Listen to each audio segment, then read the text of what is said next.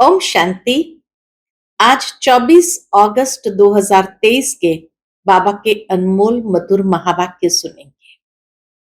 आज की मुरली बाबा की है स्व और सेवा। बाबा कहे, स्व के लिए तुम बच्चों को अव्यभिचारी एक बाप की याद में रहना है और अपनी स्थिति को सदा अचल अडोल बनाना है। सेवा के लिए बाबा की श्रीमत है कि बच्चे, तुम लाइट हाउस बनो और अनेक आत्माओं को जीवन मुक्ति की राह बताओ। कहा जाता, शिव बाबा अंतिम समय जब आते हैं तो अनेक आत्माओं को कब्र से निकालते हैं। वास्तव में बाबा ने रहस्य बताया कि कब्र से निकालना अर्थात देह अभिमान से जो पतित बन गए हैं, एकदम गिर चुके हैं, ऐसी आत्माओं को उस कब्र से निकाल करके उन्हें देही अभिमानी बनाते हैं। तो सुनते हैं आज के बाबा के अनमोल मधुर महावाक्य। ओम शांति। मीठे बच्चे, अव्यभिचारी याद से ही तुम्हारी अवस्था अचल अडोल बनेगी। पुरुषार्थ करो, एक बाप के सिवाय दूसरा कुछ भी याद न आए। आज की मुरली से प्रश्न है, शिव बाबा कौन सी सर्विस करते हैं और तुम बच्चों को क्या करना है? उत्तर है, संगम पर शिव बाबा सभी आत्माओं को कब्र से निकालते हैं, अर्थात आत्माएं जो देह अभिमान में आकर पतित बन गई है, उन्हें पतित से पावन बनाने की सर्विस करते हैं। ये शिव बाबा की सर्विस है। अब हम बच्चों को क्या करना है? तो बाबा कहे, तुम बच्चे भी बाप के साथ साथ सबको शांति धाम और सुख धाम का रास्ता बताने के लिए लाइट हाउस बनो। तुम्हारी एक आंख में मुक्ति और दूसरी आंख में जीवन मुक्ति हो। आज की मुरली से पहले गीत बजा है, किसने ये सब खेल रचाया। ओम शांति। ये वास्तव में भक्ति मार्ग का गीत है। कोई है जरूर जिसकी ये महिमा है। बच्चे अच्छी रीति समझ सकते हैं, ये बाप ही है जो सब कुछ करते हैं। करन करावन हार है।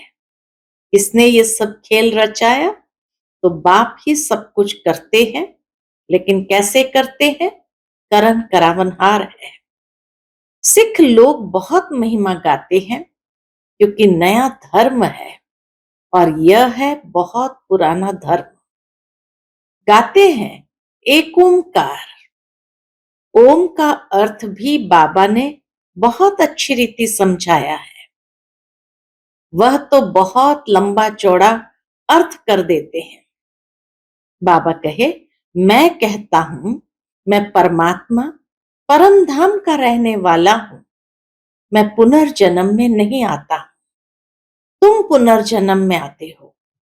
बाप बच्चों को बैठ परिचय देते हैं। मैं बच्चों के सामने ही प्रत्यक्ष हूं। इन्हों को समझाया है, मैं हूं परम पिता परमात्मा, जिसको तुम आत्माएं भक्ति मार्ग में याद करती हो। कैसे याद करते? ओ गॉड फादर। उनकी महिमा भी है, पतित पावन, रहम दिल, लिबरेटर। उनको गाइड भी कहते हैं। यह है पांडव सेना। पंडा मुक्ति जीवन मुक्ति की राह बताता है। गाते भी है ना, नैया मेरी पार लगाओ। बरोबर परमात्मा को खेवैया भी कहते हैं, बागवान भी कहते हैं। कहते हैं, तुम कितने मस्त थे। सतयुग त्रेता में बेपरवाह बादशाह थे। कितने वैभव थे। श्रीनाथ द्वारे में कितने वैभव खिलाते हैं। पक्की रसोई बनाते हैं, जगन्नाथ के मंदिर में दाल चावल बनाते हैं, वहां काले चित्र दिखाते हैं, जगन्नाथ के मंदिर में काले चित्र दिखाते हैं, अभी तुम सब काले हो। श्रीनाथ द्वारे में बहुत फर्स्ट क्लास चीजें बनती हैं। फिर जो श्रीनाथ को भोग लगाते हैं वह पुजारियों को मिलता है, वह फिर दुकान में बेचते हैं, उससे शरीर निर्वाह होता है।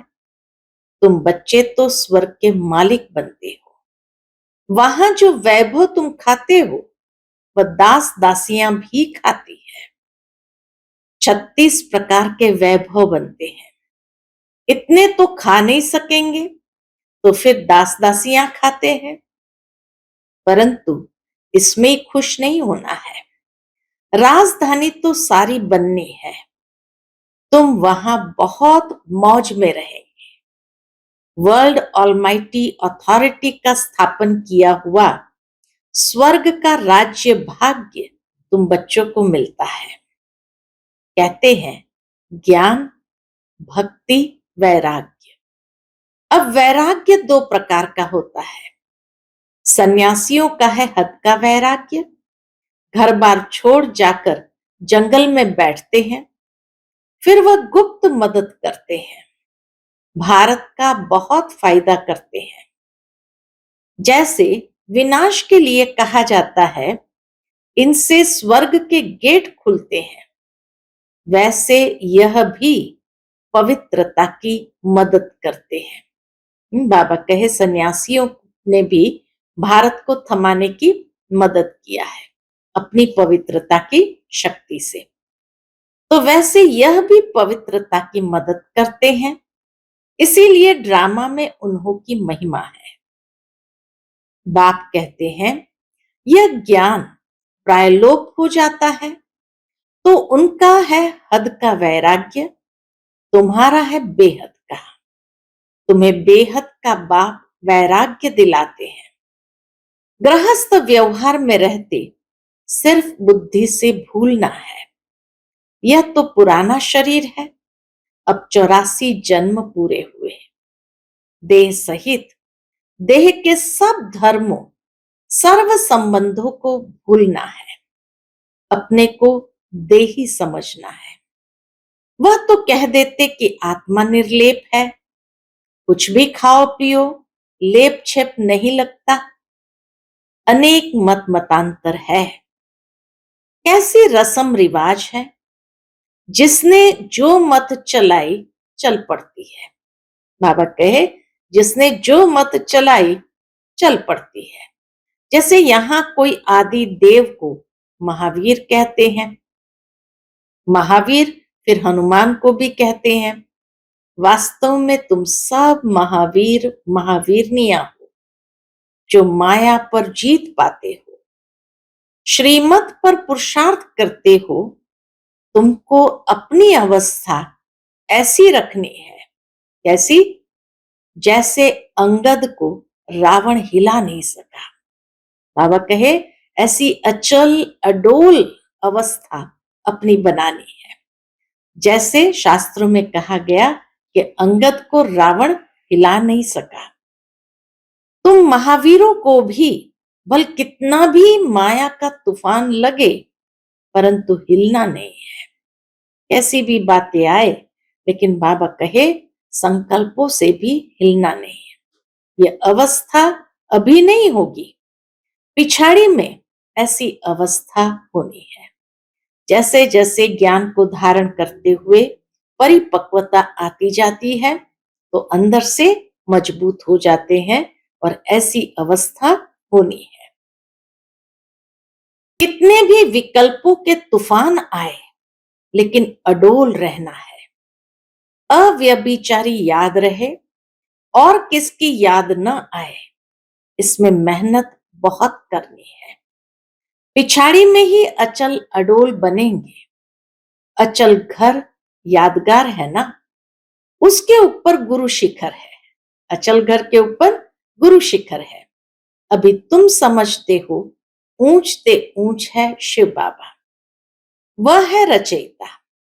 पहले पहले क्या रचते हैं वह भी बुद्धि में रखना है।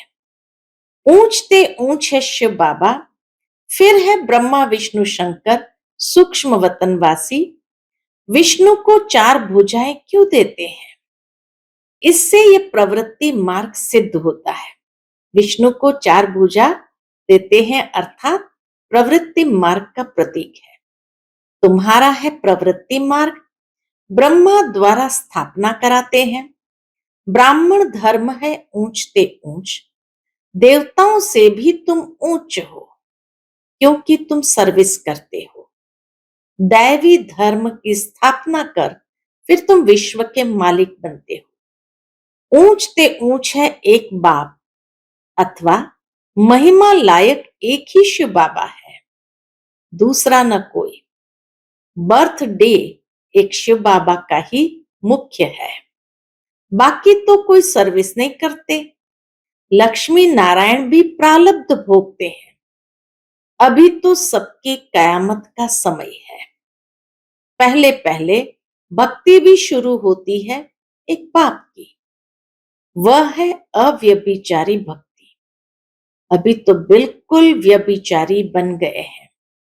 तुम शिव बाबा से लेकर सभी के ऑक्यूपेशन को जानते हो। अभी तुम प्रैक्टिकल में बाबा के पास बैठे हो। जानते हो कि हम फिर से भारत को स्वर्ग बना रहे हैं। जो बनाते हैं वही फिर राज्य करेंगे। फिर वहां लक्ष्मी नारायण की डिनास्टी चलती है, फिर राम की। अब उनकी क्या पूजा करें? बाबा कहे अब उनकी क्या पूजा करें? उनको तो नीचे उतरना ही है, प्रारब्ध भोग पूरी की। बस तुम ही पूज्य से पुजारी बनते हो। तुम जानते हो कि भक्ति मार्ग में क्या होता है, 63 जन्म कैसे लेते हैं। अभी तुम ब्राह्मण हो, फिर ब्राह्मण से देवता क्षत्रिय वैश्य शूद्र वर्णों में आएंगे। ये ड्रामा अनादि बना हुआ है, कोई रोक नहीं सकता। इस ड्रामा को कोई भी रोक नहीं सकता। बाजोली खेली जाती है ना, बाजोली खेलते हैं ना, तो बाजोली खेली जाती है ना, तीर्थों पर बाजोली खेलते जाते हैं। एकदम गोल गोल ऐसे सिर और पैर को मिलाते हुए बाजोली खेलते जाते हैं। आगे बाजोली का बड़ा प्रभाव था। अभी तो अनेक अनेक मतें निकल पड़ी है, सिवाय एक बाप के और कोई मुक्ति जीवन मुक्ति दे नहीं सकता। अब तुम्हारी एक आंख में है मुक्ति, दूसरी आंख में है जीवन मुक्ति। बुद्धि कहती है हम लाइट हाउस है, सबको रास्ता दिखाने वाले। तो बाबा कहे तुम्हारी एक आंख में मुक्ति, दूसरी आंख में जीवन मुक्ति, तो लाइट हाउस बन सबको दोनों रास्ता दिखाना है। तुम हो मनुष्य को रास्ता दिखाने वाले लाइट हाउस। पहले पहले जाना है स्वीट होम। अभी नाटक पूरा होना है। तुम बच्चे जानते हो कि यह सच्ची गीता आदि क्यों बनाते हैं। जो कच्चे हैं वह पढ़कर पक्के बने, बाकी तो यह सब खत्म हो जाना है, फिर वही गीता आदि निकलेगी। भक्ति मार्ग में द्वापर युग से वही गीता आदि निकलेगी। गीता का एक श्लोक उठाकर उसका अर्थ करते जाते हैं। गीता में तो है भगवान वाच। गीता भगवान ने सुनाई थी, परंतु समझते नहीं है। बाप कहते हैं मैं इन शास्त्रों से नहीं मिलता हूं, मैं इन वेदों आदि से नहीं मिलता हूं। गीता में भी ये बात कही हुई है। जब भक्ति पूरी होती है तब मैं आता हूं। ज्ञान है दिन, भक्ति है रात। आधा कल्प है रावण का राज्य। रावण देखने में नहीं आता है, बुद्धि से समझ सकते हैं। इनमें काम का भूत, क्रोध का भूत है। यह अशुद्ध अक्षर सतयुग में काम नहीं आते। हाँ, विकृत शब्द की बातें सतयुग की भाषा में नहीं होगी। तो काम, क्रोध, लोभ, मोह ये शब्द वहां पर नहीं होंगे। यहाँ तो एक दो को गाली देते रहते हैं। ये सब बातें सतयुग में नहीं होती। कोई भी अयोग्य शब्द वहां की भाषा में नहीं होता है। अभी तुम समझते हो, बाप पतित पावन स्वर्ग का रचयिता है। स्वर्ग रच कर फिर अपने को छिपा लेते हैं। सब कुछ करके अपने आप को छिपाया। इनको कोई भी जान नहीं सकता। बल शिव का चित्र है, परंतु पता कुछ भी नहीं। शिव बाबा कब आया, कैसे आया, ब्रह्मा विष्णु शंकर का क्या राज है, वह कहाँ रहते हैं। लक्ष्मी नारायण को सतयुग में इतनी उच्च राजाई कैसे मिली, कलयुग में तो है नहीं। कैसे वह राजाई पाते हैं, ये अब तुम समझते हो। बाबा कहे, सारी बातें अब तुम्हारी बुद्धि में स्पष्ट है। बच्चों को बाप से अच्छी रीति पढ़कर फिर औरों को पढ़ाना है। बाप सभी बच्चों को कहते हैं कि मेरे सिक्की लदे बच्चे, ओ मेरे शालीग्रामों। कितना प्यार से बाबा कहते, मेरे सिक्की लदे बच्चे, ओ मेरे शालीग्रामों, मैं इस शरीर में आकर तुमको समझाता हूं। इस ब्रह्मा का तन लिया हुआ है। ब्रह्मा से ब्राह्मण पैदा होते हैं और कोई सत्संग में ऐसे कोई मना नहीं होती है। यहां मना करते हैं कि कोई भी आकर के सीधा सत्संग में नहीं बैठ सकते हैं। पहले 7 दिन का कोर्स अवश्य करना है। तो बाबा कहे, कोई भी सत्संग में ऐसे कोई मना नहीं होती है। यहां मना करते हैं। विष पर ही झगड़े होते हैं। जिसके लिए ही बाप कहते हैं, यह विष आदि मध्य अंत दुख देते हैं। यह है नंबर 1 दुश्मन। इस काम महाशत्रु को जीतो, जिसने तुमको आदि मध्य अंत दुख दिया है। इसलिए कहते हैं, पतित पावन आओ। जानते हैं हम पतित है, तब तो जाकर पावन के आगे माथा टेकते हैं। मनुष्य अंदर तो समझते हैं, इसीलिए तो बाबा कहे माथा टेकते हैं। पवित्रता की कशिश होती है, इसलिए उन्हों का मर्तबा रखते हैं। वह भी समझते हैं, हमारे जैसा उच्च भारत में कोई है नहीं। उन्हों को भी तुम शक्तियों ने बाण मारे हैं। बड़े बड़े विद्वान को भी बाबा कहे, तुमने बाण मारे हैं, शक्तियों ने ही बाण मारे हैं। बाकी वो समझते हैं हमारे जैसा ऊंचा कोई इस भारत में है नहीं। उन्हों को भी तुम शक्तियों ने बाण मारे हैं। अगर स्थूल बाणों की बात होती तो ऐसे थोड़ी कहते कि परम पिता ने बाण मरवाए। यह है ज्ञान के बाण। तुम हो ब्रह्मा कुमारियां, वह फिर ब्रह्म कुमारियां कह देते हैं। कहते हैं ब्रह्म ही भगवान है। बाप कहते हैं यह तुम्हारा ब्रह्म है।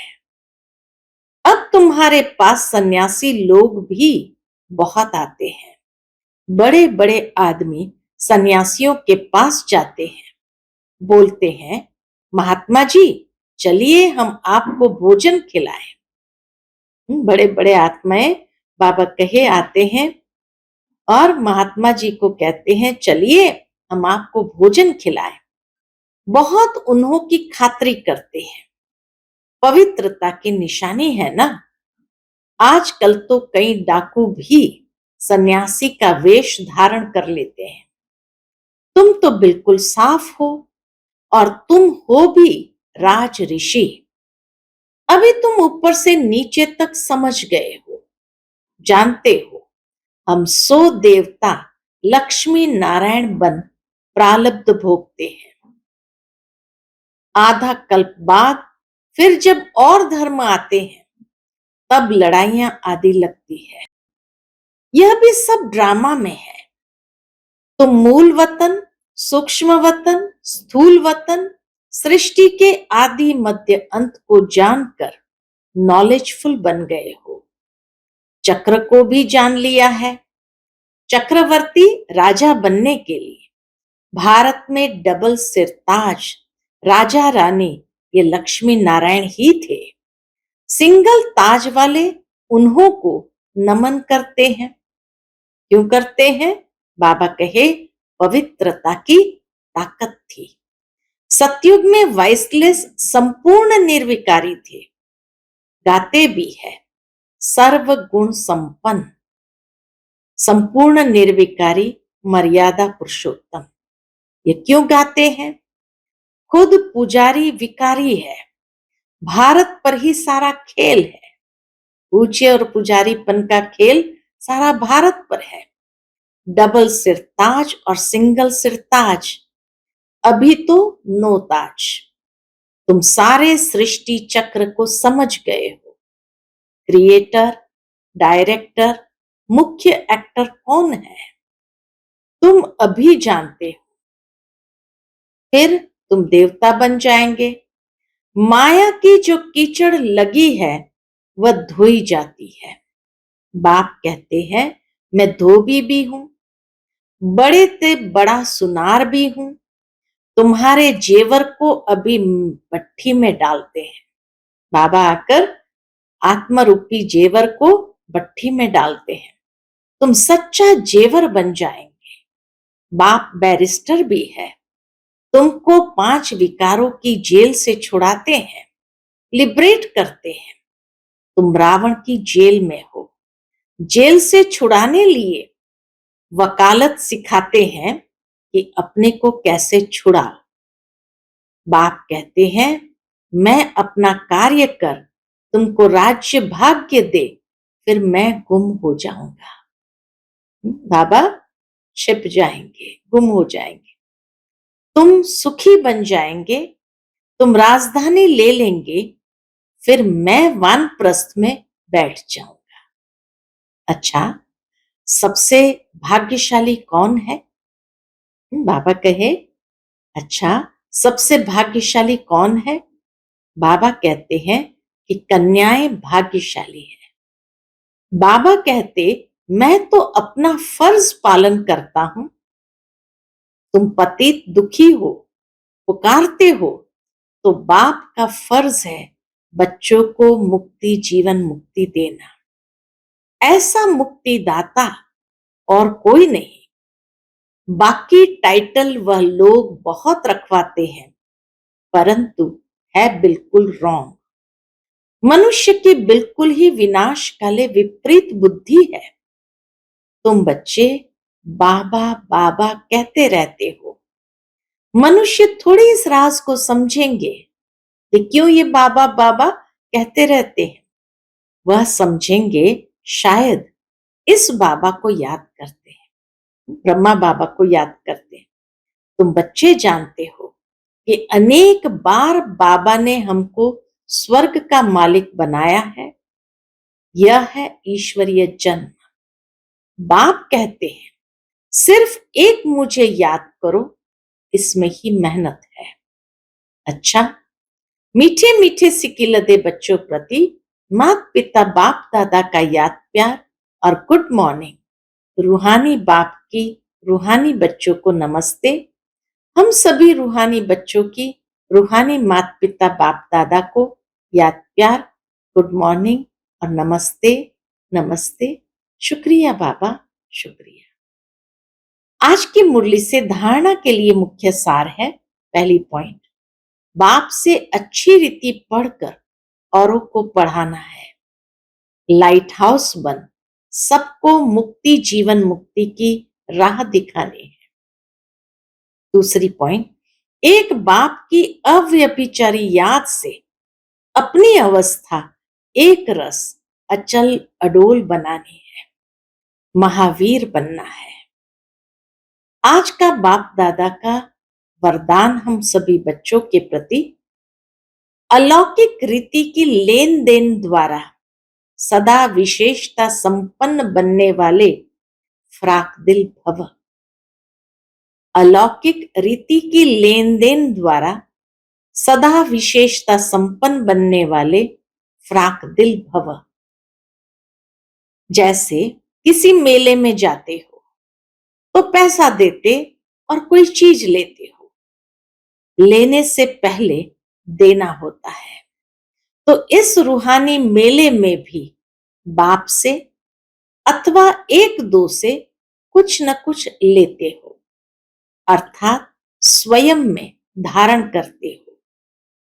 जब कोई गुण अथवा विशेषता धारण करेंगे तो साधारणता स्वतः खत्म हो जाएगी। गुण को धारण करने से कमजोरी स्वतः समाप्त हो जाएगी। तो यही देना हो जाता है। कमजोरी को सदा के लिए समाप्त करना, ये देना हो जाता, और गुण विशेषता लेनी होती है। हर सेकंड इसी लेन देन करने में फ्राक दिल बनो तो विशेषताओं से संपन्न बन जाएंगे। आज का स्लोगन है, अपनी विशेषताओं का प्रयोग करो तो हर कदम में प्रगति का अनुभव होगा। अपनी विशेषताओं का प्रयोग करो तो हर कदम में प्रगति का अनुभव होगा। अच्छा, ओम शांति।